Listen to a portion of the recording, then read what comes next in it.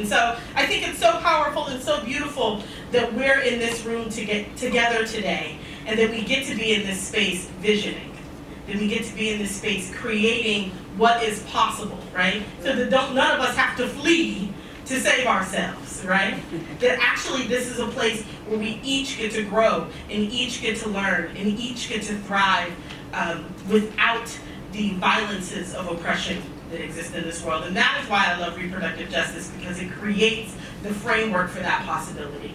And so thank you all for being a part of visioning into my liberation. I can't wait to come back. Y'all gonna fix it and I'm gonna come back. I'm just like, I'm gonna leave and take a break, let y'all get this together, and you holler at me when we're ready. I'm back here. But yeah, I'm just so grateful to be here. And so I like to think of my assignment in these spaces to be like inspirational cheerleader, right? My job is to like hopefully get you all buzzy and juicy and yummy enough to like get your brain moving and to create this magical vision of what is possible for us through the framework of reproductive justice. So the best way that I know how to do that is through poetry. That's what I do. It's what I've always done. It's kind of like my first language. And so I'm going to ask, and I came in here today, I've been thinking about this poem that I was going to do. I hadn't done it in a long time. But it feels sad and heavy, and I don't want to be sad and heavy. Right? Because we are who we've been waiting for. All right. Right? And so because we are who we've been waiting for, we already have what it is that we need to get where we're going. Right? And so there actually is nothing but joy and laughter and power in that for me, and I hope there's power in that for you. So the poems I'm going to do are about power. They're going to be about our vision forward and about the ways in which we have taken our power in our lives today and the ways in which we're going to continue to use that to move us forward. Does that sound like a plan for y'all? Is that cool? Folks in the back, y'all cool with that? Awesome, that's what I'm talking about. So, if you've seen me, one of the things that is also just the most touching for me is that I do get to be in this room with folks that I have been in rooms with for years and years and years now. And so y'all are family to me. So family, y'all know, some of y'all already know how I do. The rest of y'all, welcome to the family. I start every poetry performance the same way, and I've been doing it for 14 years. I start with a call and response, and we all know what that is. And it's so nice to be someplace where I don't have to tell y'all what a call and response is. But your assignment is to be inappropriately loud for this nice little fancy building we're in. So that's your job, is to be inappropriately loud when I tell you to be. We good? We ready for that? We're ready. Okay. I don't believe y'all, but that's all right. We're going to get it together. I'm here for I see you. All right. When I say spoken, you say word. Spoken. Word. That was conservative. That was giving me CBC function right there. Black tie together, no, we're not gonna do that. I need y'all to give me DC go-go, anti-gentrification loud. That's what we're gonna do. All right? Are we ready to do that? Can we try that again? Your job is to be as loud as my shoes are flying. I don't know. Come on. I'm giving you pointy toe, chunky heel realness today. All right. Let's try this again. When I say spoken, you say word. Spoken. Word.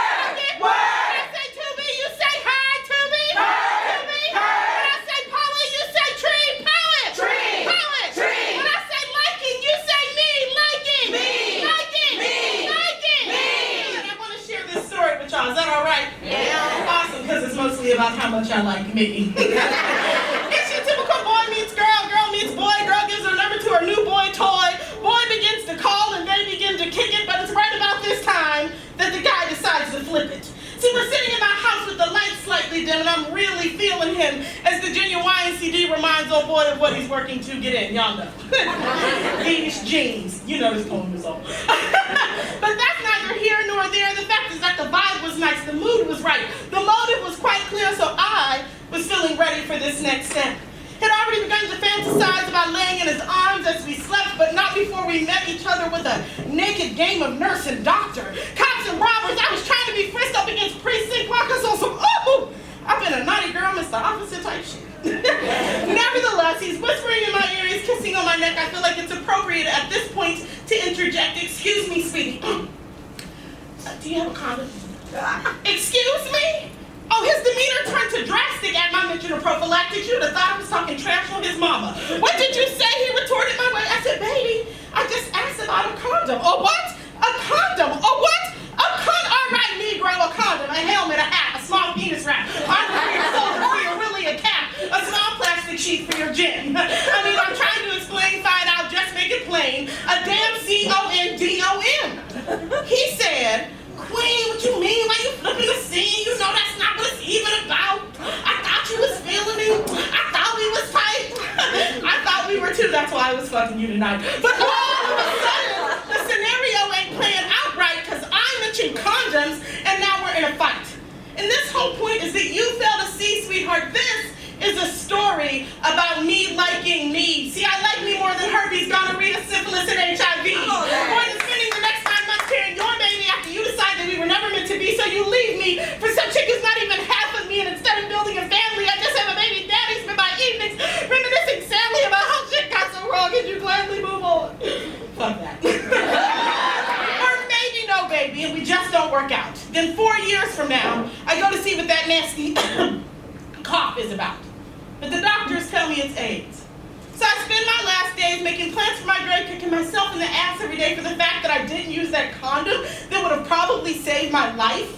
And since neither story is cute or appealing, you're gonna have to beg my pardon for the fact that I'm feeling like you, sugar lips, are full of shit. So here's what we're gonna do. You're gonna put your dick in your pants because you have just lost your chance and I have a date with my dildo in 10. So I send his butt home, spend my evening alone, watching reruns of Sex and the City in the last episode of Girlfriends. And I'm really not into morality tales, y'all. I don't think that's how it should be. But with the choices I make, there is no time to test fate. Because for real, y'all, I fucking like me.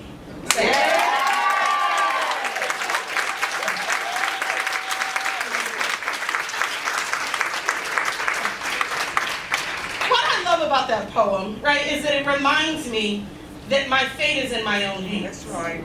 It reminds me that each and every one of us, every single day, have the opportunity to choose us. And what reproductive justice is about is saying that we have chosen us. Yes. And that we will continue to choose us. We will continue to choose us in the halls of power. We will continue to choose us in our relationships and our homes. We will continue to choose ourselves and our families because we recognize that when we choose ourselves, we are choosing the well-beings of our communities. Because that's the way that that works. Yes. And by choosing us, we are choosing the wholeness of all of those that we're connected to. So I'm going to do this final poem, and then I'm going to hopefully leave you all to create a big, juicy vision moving forward. Yeah, because one of the things that does this mic over here work? Yes. Awesome, because I feel confined. I feel like I'm in a little Box. Yeah, a little podium jail. I don't want to be here. Screaming. Okay. So yeah, I got to write this poem a few years ago for another big organization, but it's so much bigger than that moment that I just always feel inspired to do it because it really is about reaching back from where the principle of Sankofa, right? That in order to go forward, we must go back. We must know from whence we come in order to create that vision forward. And so I want us to think about one of the things I've been writing. I'm working on a memoir right now. It's one of the scariest things I've ever done in my life. But one of the things that I've been thinking about is that that I existed in my mother when my mother existed in her mother.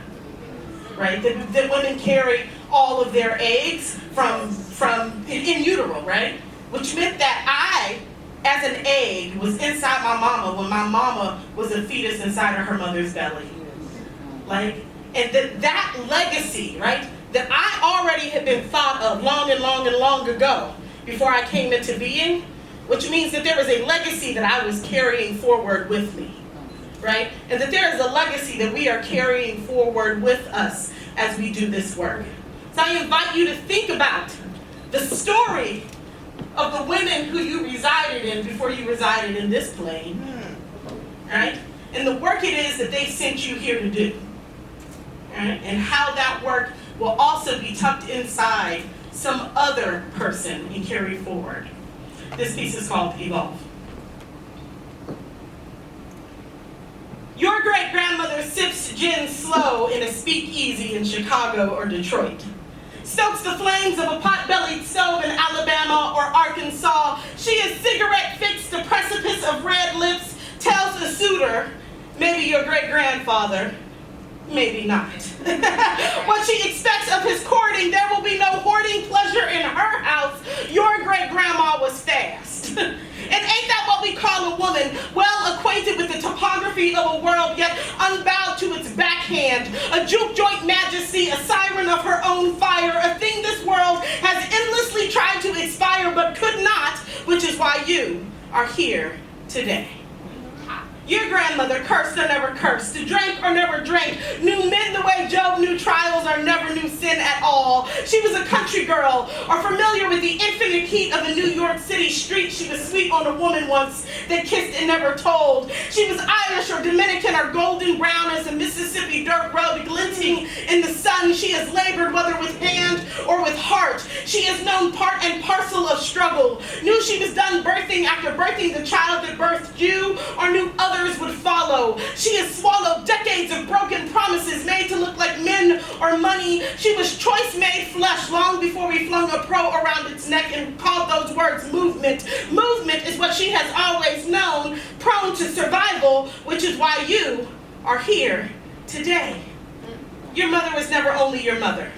Never only lover or law clerk or domestic worker. Your mother was defiant in a bathrobe and slippers, in a boardroom, in a bedroom where she said no or yes or more, with a body like the one she taught you to own like your own good name. She has failed and flawed and fortune forged in flame, the best of what can be made of this starshine and clay, an inheritance of blood and grace, which is why you are here today, and we call this evolution. The way one person becomes 7 billion by splitting an idea like an atom. How the simple notion that every woman ought to be the absolute mistress of her own body can gather us like rainwater, deliver us here, queer and trans, man and woman, and none of the above, but out loud love and the certainty that a true word spoken 100 years later is still true. You deserve every option available to you in service towards your best life. There is no light brighter than the blaze of resistance. Evolution